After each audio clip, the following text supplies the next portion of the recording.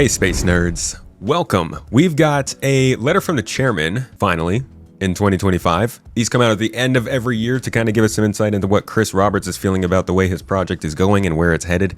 They are generally filled with quite a bit of optimism, so, take it with a grain of salt. I've got a full reaction to this on this channel, but for now I want to focus on one specific part, Squadron 42.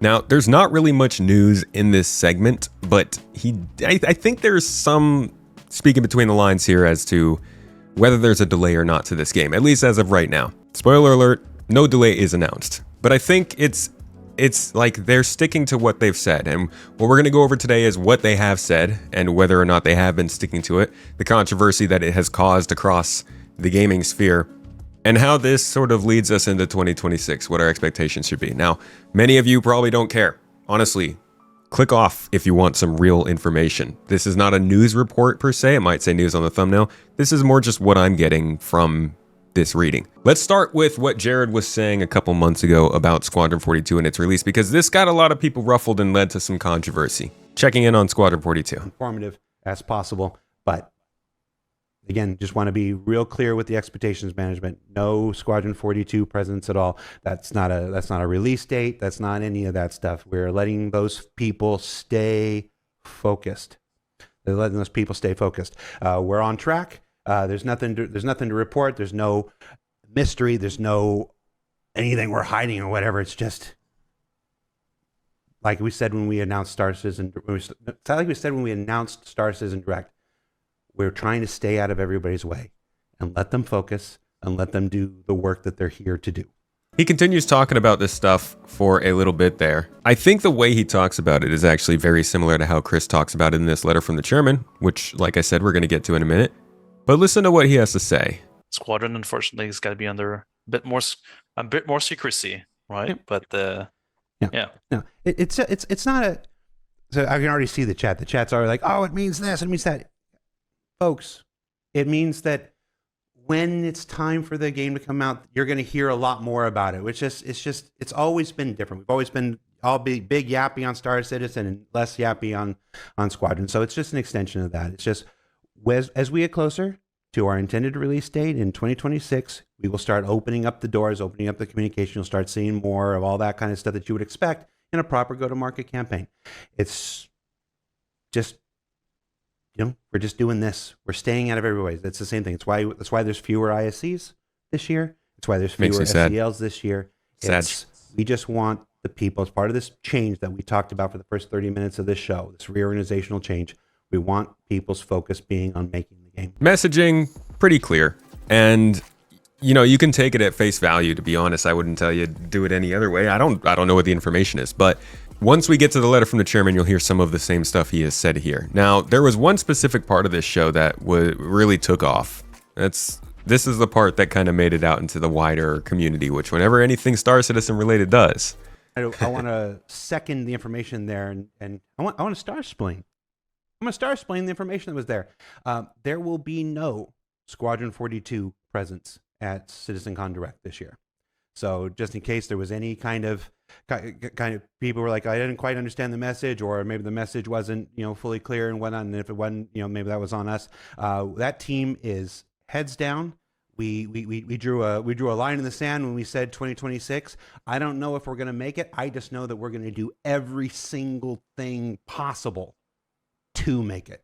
And part of that is not taking time for the distraction of citizens.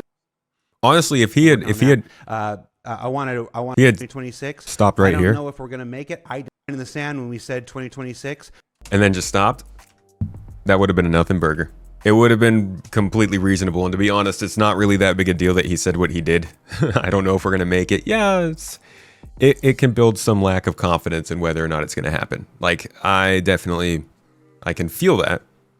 But I don't think it's as big as articles and things have made it out to be, that fans sigh deeply. There was plenty of discussion about this on the Star Citizen subreddit, and obviously I understand that this does put it into question. I'm not certain if it's going to make it into 2026 either.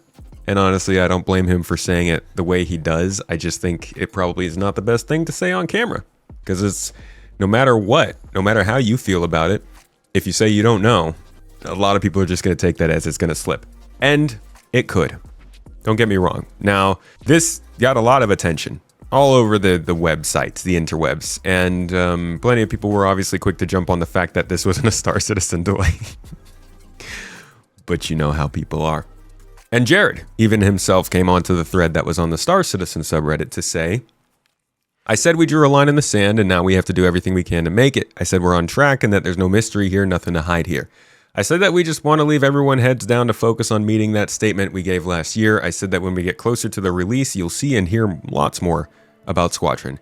And I said that I personally cannot tell you what the future holds because quite honestly, that's the responsible answer for me to give with the way that video games are made. Not our video games, all video games. So now I don't know the future and I said as much is all. And I'd ask, please don't mistake my pragmatism for any commentary on the status of the game. I just try very, very hard to speak as deliberately and plainly as I can without embellishment or hyperbole.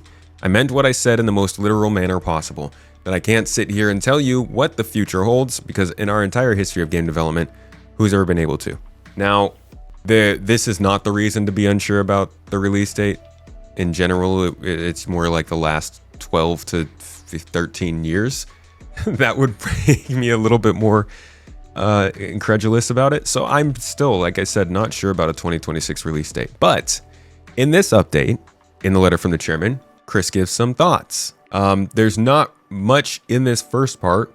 He basically just says that they're working on it as a large game and it's fully playable from beginning to end. That was the big highlight for many people. Now, this I would have assumed was true once it was feature complete, but I guess, you know, feature complete, maybe this includes cutscenes or cinematic segments and stuff. I don't know.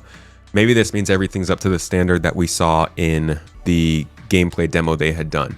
Either way, it's another way of saying they've made progress on it. I really feel like it should be around the beta stage by this point, but they do say they're still working on it towards the beta. He says here, our priority remains quality and polish as we move towards beta and release. We're confident in the direction the game is headed and are fully focused on delivering. We know many of you are eager to play and we're looking forward to putting it in your hands. We don't plan on a long, drawn-out marketing campaign as we've already done our share of trailers and gameplay previews. When it's time, you and the rest of the gaming world will hear a lot from us. This is kind of like what Jared was saying, in the sense that like they're really just saying, hold on, we're going to talk about it when we're ready. But like that doesn't tell us much about when the game's actually coming out. Knowing that they're not doing a long drawn out marketing campaign, if true, does make sense and still allows for this game to be coming out basically anytime from May onward. In 2026, I don't think they will. I think this is likely a September, October, November release, if that, or December, obviously.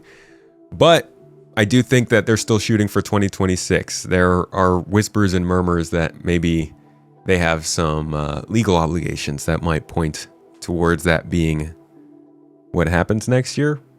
But I don't know. We'll see. Either way, this is just a little bit of a look into the letter from the chairman. Maybe you got a chance to read it, maybe not, but I wanted to highlight just the little tiny bit of Squadron 42 information that we're getting. Holy crap. I hope we can get something else soon. Either way, have a great day. Now, before you go, I want to say virtual reality is pretty awesome, and it's one of the biggest tech advancements in the game in 2025. But I have a message from the Tobii Eye Tracker 5, and it's that your neck is delicate and headsets are heavy. Now, I say this because the eye tracker gives an experience that isn't similar to VR, but it's kind of light. It tracks your eyes and your head movement and how close you are to the computer monitor. It doesn't put you in a virtual world, but it definitely lets you feel more like you're sitting in the cockpit of your spaceship. It allows you to target individual ships, scan off-axis targets, and control your camera and head entirely separately from the rest of your body anywhere in game. It integrates with missile systems, weapon systems, and all other kinds of things that work really natively in Star Citizen. It runs well in the dark, it works in the light, and if you have glasses or even just one eye, you're good. And it can actually act as a very expensive security device too, validating with Windows Hello to log you into your computer, validate your payments, and help you multitask. I personally love the thing, and while this video is sponsored by Tobii, you can rest assured if you have your mouse, keyboard, and maybe a HOTAS, I would definitely still recommend one of these regardless. Currently, there is a 20% discount on the device through January 6th if you use the link down below. But if you do see this later or need a moment to think, you can still use that link later and my code TOMATO at checkout to get 5% off if you want to try one out. The return program is pretty good too if you decide you don't like it. Either way, I hope you enjoyed this video, learned something new in it, and I'll catch you in the next.